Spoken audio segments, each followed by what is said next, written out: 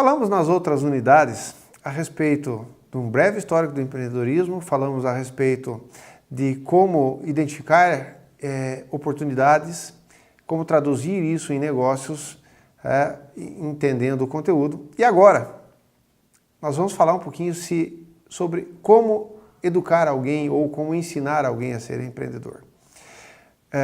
Desde já quero deixar claro que eu não vou explorar esse assunto à exaustão, vai ser apenas uma pequena visão, tendo-se em vista que durante todo o decorrer da nossa disciplina, da nossa especialização, nós teremos a oportunidade de conhecer essas técnicas a fundo.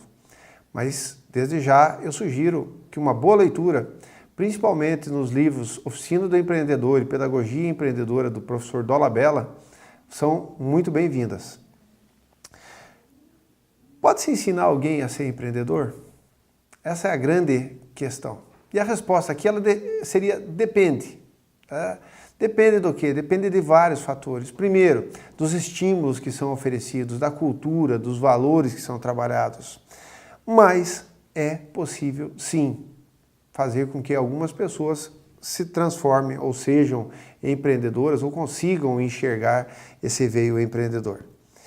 A educação empreendedora, ela é uma metodologia, e eu vou falar nesse módulo de duas metodologias que são utilizadas. A primeira é essa, que foi implementada pela primeira vez na cidade de Guarapuava, nos idos anos de 2000, 2001, e a seguir acabou se espalhando por todo o Brasil, sendo muito popularizada.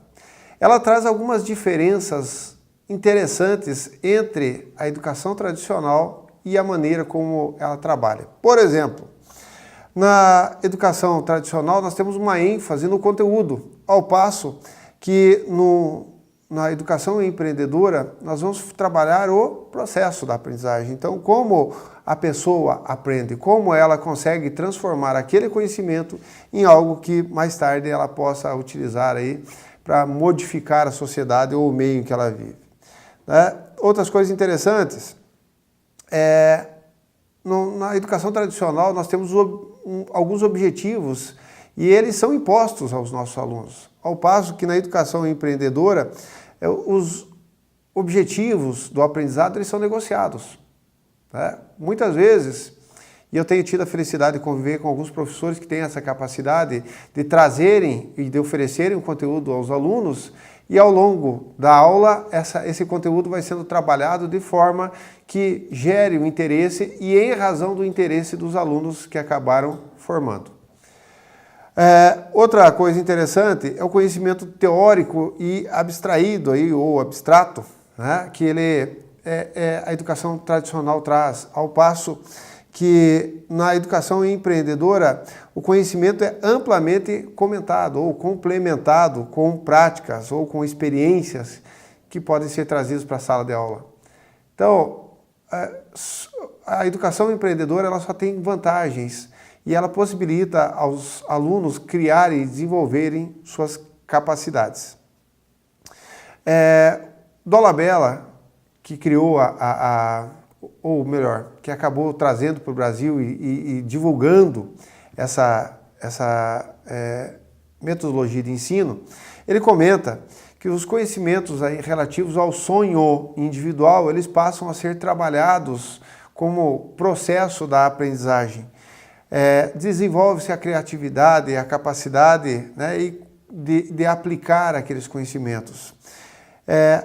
Ainda tem como algumas características que podem ser desenvolvidas, a confiança e suas habilidades, a perseverança e a paixão por fazer a coisa melhor de forma mais rápida. Podemos aí ainda assumir algumas estratégias profissionais aí ou estratégias de ação para que os professores trabalhem essa metodologia em sala de aula. Por exemplo, sempre que possível, utilizar recursos diferentes, não ficar apenas na questão das aulas expositivas. Eu posso utilizar recortes de filme, vídeos, posso utilizar um mal que muitas vezes é necessário nos nossos dia a dia, é o celular. Se você tem uma sala onde você tem Wi-Fi, por que não utilizar o próprio Wi-Fi e o próprio celular como forma de aprendizado, fazendo com que os alunos pesquisem, com que os alunos vivenciem algumas práticas em sala de aula?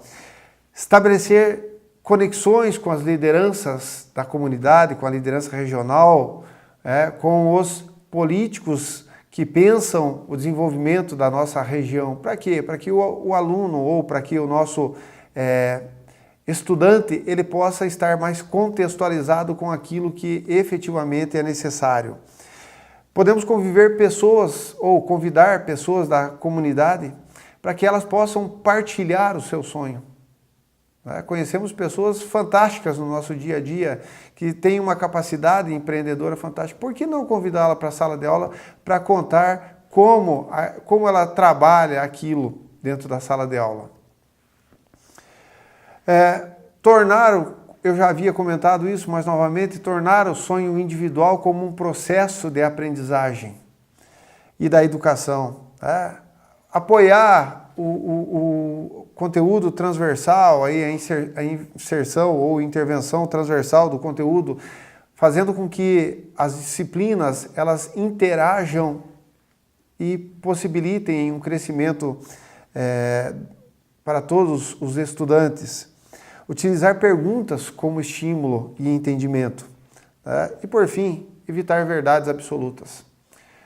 Cada pessoa sabe o tamanho do seu sonho, cada pessoa sabe da importância do seu sonho para ela. Portanto, eu não tenho como dizer se aquilo é certo ou errado, eu tenho que obrigatoriamente aceitar aquilo e trabalhar posteriormente. O mesmo autor, Dolabella, ele também trabalha com uma segunda metodologia de ensino de empreendedorismo, que é a chamada Oficina do Empreendedor, no qual ele busca, através de diferentes instrumentos, desenvolver fases diferentes da aprendizagem. Por exemplo, trabalhar com a ideia, a motivação inicial, como trabalhar a identificação de ideias e oportunidades. Dolabella nos sugere alguns instrumentos, como, por exemplo, o próprio conceito de si, o conhecimento daquilo que ele está trabalhando, a formação do sonho, da estratégia, uma rede de relações através da qual essa pessoa possa trocar ideias e aprender, e o aprofundamento do sonho. Temos ainda o conceito de estratégias de negócios, que pode ser trabalhado com a elaboração do plano de negócio e uma visão daquilo que se deseja para o empreendimento e as técnicas de negociação que podem ser trabalhadas. E a questão relativa a gerenciamento de recursos, que pode ser feito através das estratégias de negociação e de liderança. São muitos e são inúmeros os tipos de exemplos que nós poderíamos dar aqui, falando sobre essa questão de gerenciamento de recursos. Mas em todos eles é importante que o empreendedor ele saiba como gerenciar esses custos. O último tema abordado diz respeito ao intraempreendedorismo. Quando nós falamos em empreendedorismo, a tendência natural é que as pessoas pensem na criação de um grande negócio ou de um novo negócio. Mas o intraempreendedorismo pode ser uma maneira das pessoas fazerem melhor e arriscarem dentro da sua própria empresa, fazendo com que isso gere uma melhoria nos seus processos. Esse termo foi trabalhado por Gifford Pinchot, que trabalhou o termo do entrepreneur, que seria o intraempreendedor. Dornelas ainda sugere que existem alguns mecanismos que podem ser utilizados pelo empresário ou pelo empreendedor para estimular esse intraempreendedorismo. A empresa tem que ter uma visão empreendedora.